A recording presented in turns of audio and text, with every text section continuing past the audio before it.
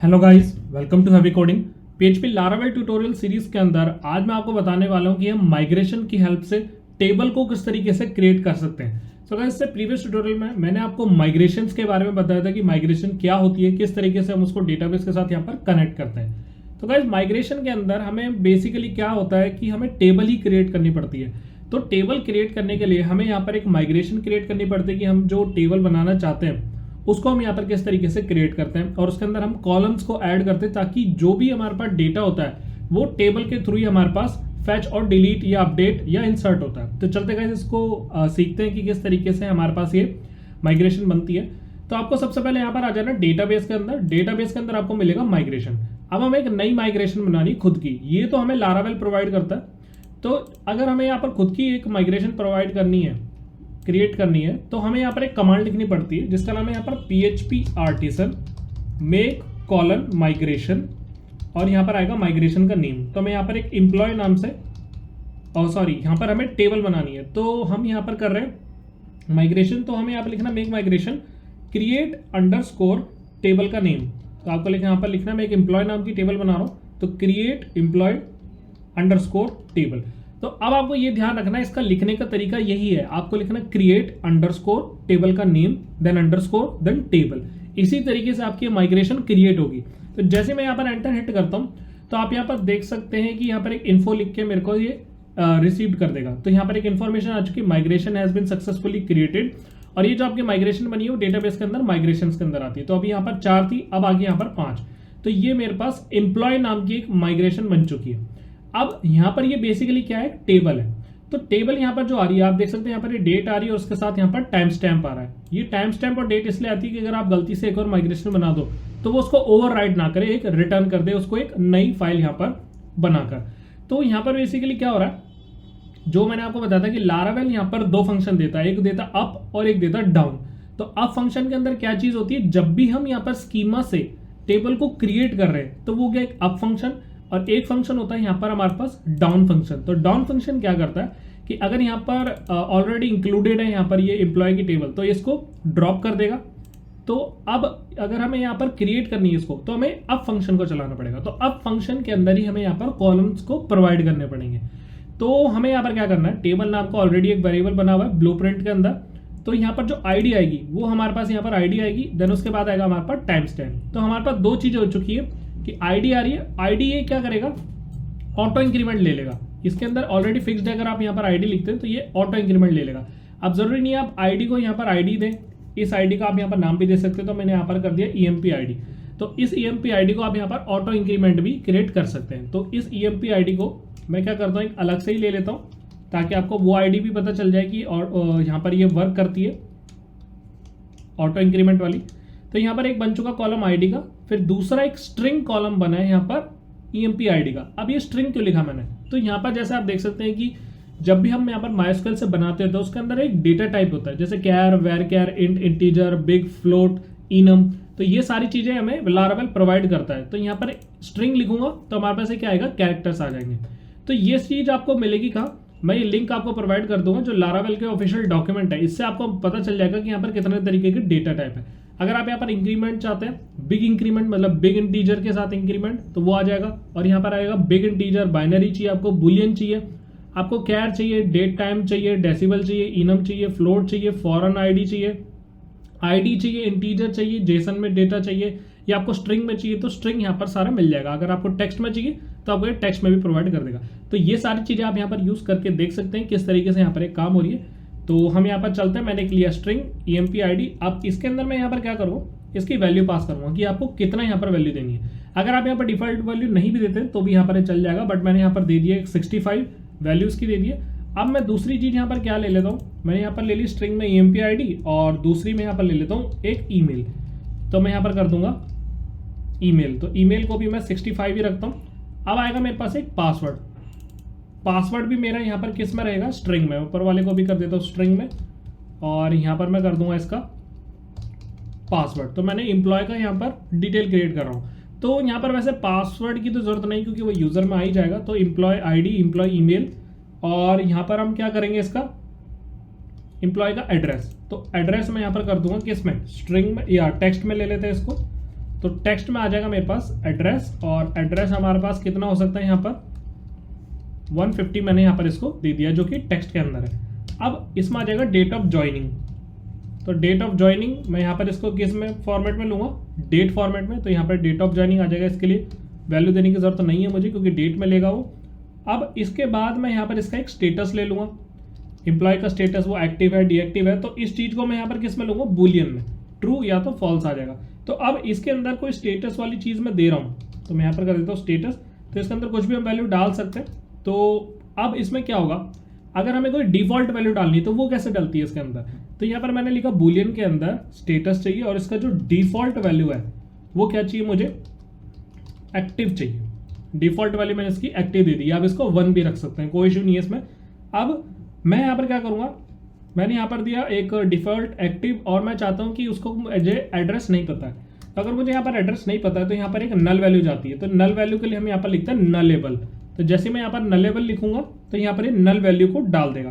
तो अभी मैंने यहाँ पर क्या करा, कुछ ही चीज़ें ली हैं, कुछ चीज़ों को मैं यहाँ पर स्किप कर रहा हूँ, जैसे मैं यहाँ पर इसका जेंडर, ताकि मैं आपको बता सकूँ कि अगर इस टेबल को हमें दोबारा से अल्टर करना है तो वो कैसे होगा। तो अभी मैं जेंडर को छोड़ रहा हूँ, तो हमारे पास ये बेसिकली टेबल क्रिएट हो चुकी है। अब ये वाली चीज़ है, मुझे इसको पुश करना है। आप देख सकते हैं यहाँ पर मैं, अगर मैं PHP में एडमिन में हूँ तो अभी तक हमारे पास एक एम्प्लॉय नाम की टेबल नहीं है। मैं इसको रिफ्रेश कर देता हूँ तो हमारे पास EMP नाम की कोई टेबल नहीं है, बट अब हमने यहाँ पर क्या कर लिया, एक माइग्रेशन बना लिए, एम्प्लॉय नाम से एक टेबल क्रिएट कर लिए। जब हम इसको माइग्रेट करेंगे तो इसका अप फंक्शन चलेगा और ये सारे कॉलम्स को पुश कर देगा टेबल के अंदर, मतलब डेटाबेस के अंदर। तो चलते हैं इसको माइग्रेट करते हैं। तो जैसे मैंने आपको बताया था कि माइग्रेशन कैसे काम करती है, हमें यहाँ पर सीधा लिखना पड़ेगा PHP आर्टिसन माइग्रेट। तो जैसे मैं यहाँ पर एंटर करता हूँ तो जो लास्ट माइग्रेशन क्रिएट हुई होती है वो यहाँ पर ये माइग्रेट हो जाती है। अब इसके अंदर क्या आ रहा है, एरर यहाँ पर जनरेट हो रहा है, एक बार देख लेते हैं कि क्या है ये जनरेट हो रहा है। ये बता रहा है, एक बार इसको कर लेते हैं ओपन। तो यहाँ पर ये बता रहा है जो एक्टिव है वो एक बूलियन में नहीं आ रहा, मतलब वैल्यूज के अंदर जो हमने एक्टिव के अंदर डाली है स्टेटस, ये तो ये यहाँ पर एक एरर जनरेट कर रहा है, invalid default value for status.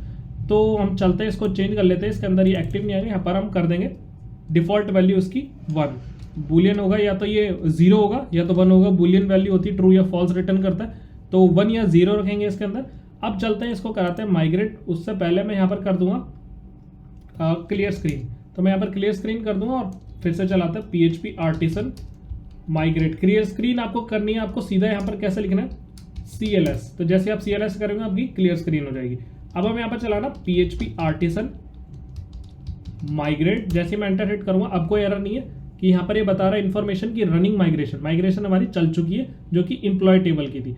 अब चलते एक बार ब्राउजर पे फिर से और यहाँ पर मैं करता हूँ रिफ्रेश, तो आप यहाँ पर देख सकते हैं अब एक एम्प्लॉय टेबल आ चुकी है और एम्प्लॉय टेबल के अंदर वही सारे स्ट्रक्चर के साथ मुझे सारे कॉलम ऐड हो चुके हैं। बिग इंट में आ चुका है, वो वेरकेयर आ चुका है, जैसे मैंने आपको बताया था स्ट्रिंग क्या होगा, कैर वेरकेयर लेगा, और एड्रेस आ गया टेक्स्ट में, DOG आ गया डेट में जिसके अंदर नल नो है सारे, और जो स्टेटस है यहाँ पर बूलियन में आ गया टाइनी इंटीजर में जिसकी वैल्यू यहाँ पर डिफॉल्ट है 1। क्रिएटेड एट और टाइम स्टैम्प ये तो ऑटोमेटिक यहाँ पर देता है हमें लारावेल, और अब यहाँ पर देख सकते हैं कि ऑटो इंक्रीमेंट के साथ मुझे प्राइमरी की भी लगाकर दे रहा है। तो जब हम यहाँ पर इसके अंदर ID यूज कर रहे हैं तो एज अ प्राइमरी की मुझे ये दे रहा है। तो हमने यहाँ पर क्या करा, एक टेबल को हमने यहाँ पर क्रिएट करा माइग्रेशन की हेल्प से। अब मैं यहाँ पर क्या करता हूँ, अगर मुझे इस माइग्रेशन को रोल बैक करना है, मतलब मैं चाहता हूँ कि भाई ये टेबल इसके अंदर ऐड ही ना हो, तो इस चीज के लिए हम यहाँ पर क्या कर सकते हैं, तो इस चीज के लिए लारावेल में PHP आर्टिसन के अंदर कुछ कमांड्स होती है। तो पहली कमांड है यहाँ पर रोल बैक की, तो हमें यहाँ पर लिखना है PHP artisan migration colon roll back. जैसे मैं एंटर हिट करता हूँ और तो यहाँ पर ये बता रहा है कि डिफाइन माइग्रेशन, हम यहाँ पर माइग्रेशन का यूज नहीं करेंगे, माइग्रेट का यूज करेंगे। माइग्रेशन हमने बना लिया, तो ये दूसरी कमांड है इसकी PHP artisan migrate colon roll back. तो जैसे ही अब एंटर हिट करता हूँ तो यहाँ पर ये बता रहा है रोलिंग बैक माइग्रेशन, कि जो मैंने यहाँ पर माइग्रेशन करी थी उसको मैंने वापस खींच लिया है। जैसे ही मैं यहाँ पर रिफ्रेश करता हूँ तो आप यहाँ पर देखेंगे एम्प्लॉय नाम की टेबल वहां से जा चुकी है। तो आई होप आपको समझ आया होगा किस तरीके से मैंने यहाँ पर माइग्रेशन से, ये रोल बैक से मैंने जो लास्ट माइग्रेशन हुई थी वो इसने वापस कर दिया। अब इसके अंदर एक और कमांड आती है यहाँ पर PHP आर्टिसन माइग्रेट रीसेट। अब देखते हैं ये कमांड क्या करती है। तो मैं जैसे यहाँ पर रीसेट करा, इसने क्या करा, जितनी भी टेबल थी ना उसको यहाँ पर इसने रीसेट कर दिया, मतलब यहाँ से रिफ्रेश कर दिया, मतलब हटा दिया इसको। सिर्फ इसके अंदर एक टेबल बचेगी माइग्रेशन की। ये क्यों बता रहा है, ये मुझे ये बता रहा है कि हमने यहाँ पर इतनी बार माइग्रेशन को चलाया है, ये सारी चीजें इसके अंदर स्टोर होगी होगी। तो ये हमारी माइग्रेशन बताता है, बाकी सारी टेबल यहाँ से इसने हटा दी। तो रीसेट का मतलब हुआ कि जितने भी यहाँ पर माइग्रेशन हो रखी है वो उसको क्या कर देगा, रोल बैक कर देगा रीसेट से। अगर हम सिर्फ रोल बैक करेंगे तो जो लास्ट इंसर्टेड माइग्रेशन होगी वो यहाँ पर डालेगा। अब मैं आपको चीज दिखाता हूँ, एक PHP आर्टिसन माइग्रेट, जैसे मैं इंटरनेट करता हूँ हमारी सारी यहाँ पर फिर से आ चुकी है, माइग्रेशन होके सारी टेबल मुझे यहाँ पर मिल चुकी है। अब मैं यहाँ पर क्या कर रहा हूँ, एक बार चला कर देखते हैं रोल बैक। मैं यहाँ पर जैसे ही रोल बैक कर रहा हूँ हमारी सारी टेबल वापस आ चुकी है। जैसा मैंने आपको बताया जितनी इंसर्ट हुई है उतनी यहाँ पर वापस आएगी। अगर मैं यहाँ से इसको फिर से माइग्रेट कर दूँ और सारी टेबल वापस आ चुकी है, तो एक बार फिर से रिफ्रेश करते हैं, तो यहाँ पर फिर से वापस आ चुकी है। अब एक नई माइग्रेशन टेबल बनाते हैं हम, और इस माइग्रेशन टेबल का नाम मैं यहाँ पर दूंगा PHP artisan make column migration. ये आपको सारी कमांड याद रखनी पड़ेगी कि कब माइग्रेट चलाना है, कब माइग्रेशन चलाना है। और यहाँ पर आपको लिखना है क्रिएट अंडरस्कोर एम्प्लॉय का आप कुछ भी लिख सकते हैं या कॉन्टैक्ट टेबल लिख सकते हैं, क्रिएट कॉन्टैक्ट टेबल।